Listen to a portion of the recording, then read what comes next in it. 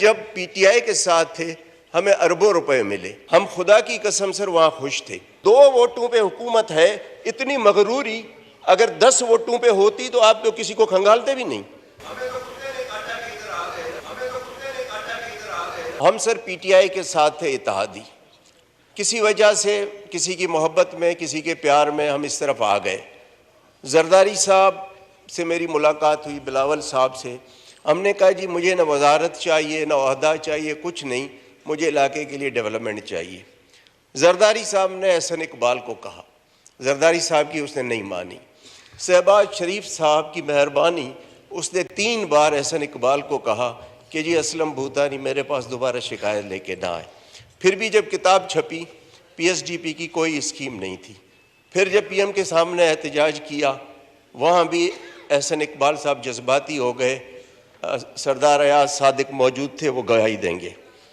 फिर सर जहाँ से नॉर्मली टेलीफोन आते हैं, उनको मैंने रिक्वेस्ट की कि भाई अगर आपके टेलीफोन में अभी कोई वज़न है तो ज़रा एहसन इकबाल को कहो। तो फिर जाके उन्होंने मेरी स्कीम रिफ्लेक्ट की। सर ये इलेक्शन साल है, इलेक्शन में हमने लोगों के पास जाना है। अब सर अगर 40 करोड़ की आप स्कीम देते हैं, 8 करोड़ उसकी एलोकेशन करते हैं, तो ये 5 साल में कंप्लीट होगी ना। पता नहीं 5 साल बाद मैं इलेक्ट होकर आता हूँ, एहसन इकबाल आते हैं, किसकी गवर्नमेंट आती है, कौन है। तो इस साल हम फिर क्या करेंगे। अब सर 8 करोड़ वो भी किस्तों में मिलेंगे, 20%, 10%, 15% पूरे साल में।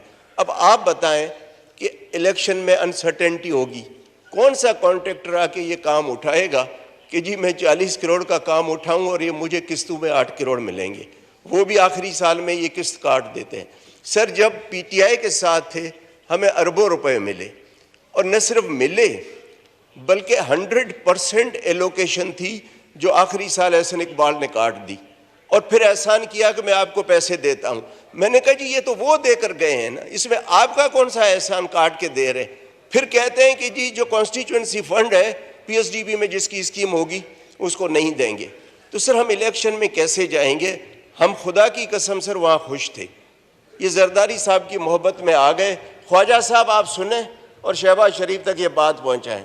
सर ये 2 वोटों पे हुकूमत है, इतनी मगरूरी अगर 10 वोटों पे होती तो आप तो किसी को खंगालते भी नहीं। सर आप प्लीज़ इस तरह करें। और ये सर मैं तो बोलता हूँ, लेकिन जितने इत्तेहादी हैं सबके साथ यही रवैया है। कुछ शराबत में नहीं बोलते हैं, लेकिन हम सर नहीं कर सकते। तो सर ये नाइंसाफ़ी है। मतलब अब जरदारी साहब ने 58 आदमी आपको करके दिए हुकूमत बनाने के लिए। शहबाज शरीफ साहब से गिला नहीं है, वो हद से ज़्यादा इज्जत करते हैं। हमें सर पीटीआई में इज्जत नहीं थी, फंड्स बहुत ज़्यादा थे, अरबों रुपए के फंड्स थे। अब लोग कहते हैं जी आप जाके वहाँ इज्जत कमाएं और हमें पीने का पानी न मिले। तो सर ये इज्जत को पीएम साहब की बड़ी मेहरबानी, जरदारी साहब पीएम साहब बहुत इज्जत करते हैं हद से ज़्यादा। लेकिन सर आप इनको बुलाएं एहसन इकबाल साहब को, नहीं तो सर ये 1 साल रोज़ाना मैं असेंबली में एहतजाज करूँगा ताकि मेरे लोग सुने कि क्या हो रहा है। और ख्वाजा साहब और सरदार अयाज सादिक साहब बैठे हैं। सरदार अयाज सादिक को पता है कि क्या हमने बात की, फिर भी उसने नहीं डाली। फिर टेलीफोन करवा के डलवाई और फिर भी उन्होंने लॉलीपॉप दिया 20%। अब आप बताएं कि इस तरह तो हुकूमतें नहीं चलती है ना। जनाब का पॉइंट रजिस्टर हो गया। सर सरदार अयाज को भी पता है और ख्वाजा साहब दोनों को पता है। थैंक नहीं मुझे उसका, मैं बारी बारी आपका भी जवाब देता। जनाब स्पीकर, गिला जो है मेरे भाई भूतान साहब का बिल्कुल बजा है, मैं उससे किसी को इख्तलाफ नहीं है और उसको रेक्टिफाई किया जाएगा। लेकिन साथ साथ जो है शहबाज शरीफ साहब जो है मेरा है 2 या 3 दफ़ा इनके हल्के में पिछले 1.5-2 माह में गए हैं। एक दफ़ा मैं भी उनके साथ था, मेरे ख्याल परसों भी वहीं थे। तो वो भी जो है अल्टीमेटली जो उस ग्वादर की जो डेवलपमेंट है वो भी इनके हल्के की डेवलपमेंट है। मैसिव वहाँ पे डेवलपमेंट हो रही है। अल्लाह करे ग्वादर जो है वो अपने तकमील के मराइल से गुजर के मुझे मौका दें सर, नो क्रॉस मेरे भाई, मुझे मौका दें। नहीं मुझे मौका दें Sir, no cross talk. Address the chair. मेरी पूरी बात तो सुन ले प्लीज प्लीज। मैं आपसे ख्वाजा दरख्वास्त करता हूं, साहब, please you address the chair and let there be no cross talk in the मेरी house. बात पूरी सुन ले, मेरी पूरी बात सुन। नहीं, मैं शहबाज शरीफ को, आसन इकबाल, शहबाज शरीफ मेरा ख्याल है कि आप ऑनरेबल मेंबर से मिल मेरा रहे हैं। लीडर है, उसको मैं आसन इकबाल किस तरह बना सकता हूं।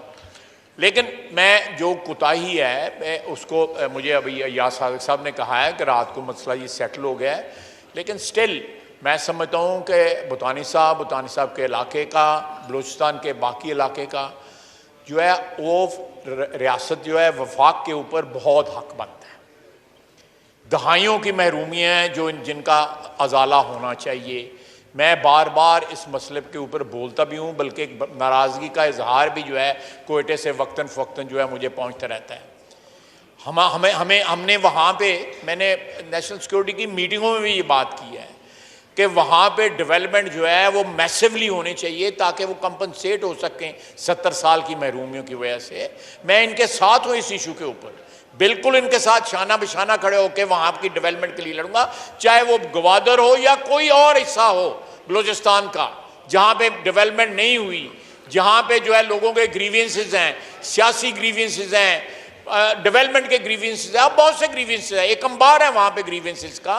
ये बात बिल्कुल जो मेरे भाई ने कही है 100% दुरुस्त है, बल्कि मैं उसका स्कोप जो है वाइडर कर रहा हूँ। उसका स्कोप सिर्फ गवादर तक नहीं रख रहा या इनके हलके तक नहीं रख रहा, तमाम हलकों में जो है लेके जा रहा हूँ। बलूचिस्तान में ये हुआ है, ये हमारी तारीख का एक अलमिया है और इस अलमिया की जो है करेक्शन करने की ज़रूरत है और इसमें वफाक का मेन रोल है, चाहे वो हम वफाक में हो या कोई भी वफाक में हो, अदरवाइज ये जख्म जो है रिश्ता रहेगा। बहुत बहुत Khwaja Sahab, I would suggest के बुतानी साहब is a very senior member of this house, तो आप बैठकर इनसे ये मामलात में है ना खुद एज ए पार्लियामेंट्री लीडर जो है वो देख लें। पीटीआई की हुकूमत थी जी, एक माहौल बन गया और ये तब्दीली हुई। तो तब्दीली का मेरे ख्याल मकसद जो था वो कुछ और था, मगर अब कुछ और नज़र आ रहा है।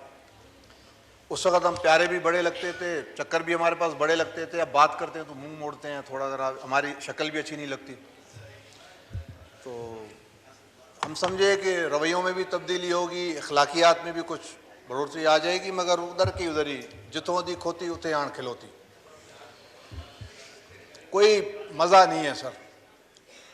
सबसे पहले जब हमने देखा मिनिस्ट्रियों पे सुन रहे थे कि लड़ाइयाँ बंडर बांध, वो उसकी नहीं, जैसे इसी मकसद के लिए आए थे, कोई बड़ा मकसद नहीं था कि जी वो यहाँ से निकल जाएं और बस हम इधर आके बैठ जाएं। तो ये शिकायतें भी हैं, रवैये भी अच्छे नहीं हैं, सारी चीज़ों को दुरुस्त कर लें सर, अभी तक टाइम है, 1-2 महीने गुजरे हैं, कुछ नज़र आना चाहिए, और नहीं तो सूखा अखलाक ही दिखा दें।